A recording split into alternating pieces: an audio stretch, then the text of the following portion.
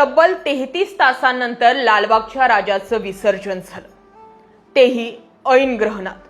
ती वेळ शुभ होती की अशुभ होती यावरती चर्चा होण्या अगोदर इतिहासात पहिल्यांदाच लालबागच्या राजाच्या विसर्जनासाठी 33 तास का लागले यावरती विचार होणं गरजेचं आहे। सोशल मीडियावरती वेगवेगळ्या प्रतिक्रिया उमटतायत। म्हणे काय तर लालबागच्या राजाचं विसर्जन होत नव्हतं म्हणून मंडळाचे सदस्य हात जोडून चूक भूल माफ कर अशी याचना करत होते।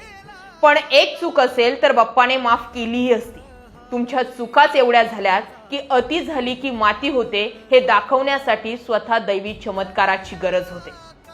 अहो, त्या खांद्यावरती लेकीला घेऊन आलेल्या बापासोबत तुम्ही काय केलं? अगोदर त्या बाप लेकीची माफी मागा। 365 दिवस सुरू असणारा अन्नछत्र तुम्ही मराठा समाज मुंबईत आलाय आणि या लोकांना इथे जेवायला मिळू नये म्हणून ते अन्नछत्र तुम्ही बंद केलं। त्या समाजाची, त्या लोकांची माफी मागा। त्या बाप्पाचा एक पाय गरिबांसाठी आणि एक पाय श्रीमंतांसाठी 5-5 तास लाईनीत उभं राहिल्यानंतर बाप्पाच्या एका पायावर डोकं टेकवण्याच्या आत तुम्ही त्यांना धक्का देता, त्या प्रत्येक व्यक्तीची माफी मागा। मंडळाच्या सदस्यांकडून जी लालबागच्या राजाच्या चरणी येणाऱ्या लोकांना वागणूक दिली गेलेली आहे त्या मंडळातील प्रत्येक सदस्याने त्या लोकांची माफी मागा। ज्या कोळी बांधवांचा हा लालबागचा राजा होता त्याच कोळी बांधवांना तुम्ही बाप्पाच्या विसर्जनापासून लांब ठेवलं, त्या कोळी बांधवांची माफी मागा।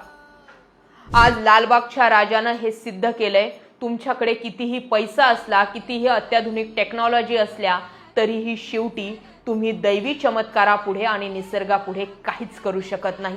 भरती आणि ओहोटीचं कारण देऊच नका, कारण भरती आणि ओहोटीच्या कारणामुळे जर बाप्पाचं विसर्जन लेट झालं असतं तर मग त्या चिंतामणीचंही व्हायला हवं होतं, मग त्या मुंबईच्या सम्राटचंही व्हायला हवं होतं, त्या गिरगावच्या राजाचंही व्हायला हवं होतं। मात्र हे फक्त लालबागच्या राजासोबतच घडलं किंवा लालबागच्याच राजानं हे घडवून आणलं। गुजराती कंपनीला टेंडर दिलं गेलं, तो अत्याधुनिक तराफा समुद्रात उभं राहायलाही तयार नव्हता।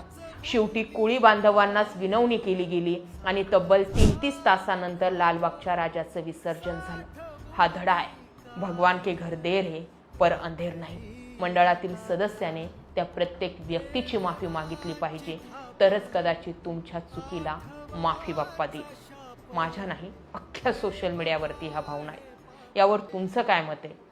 कमेंट करा।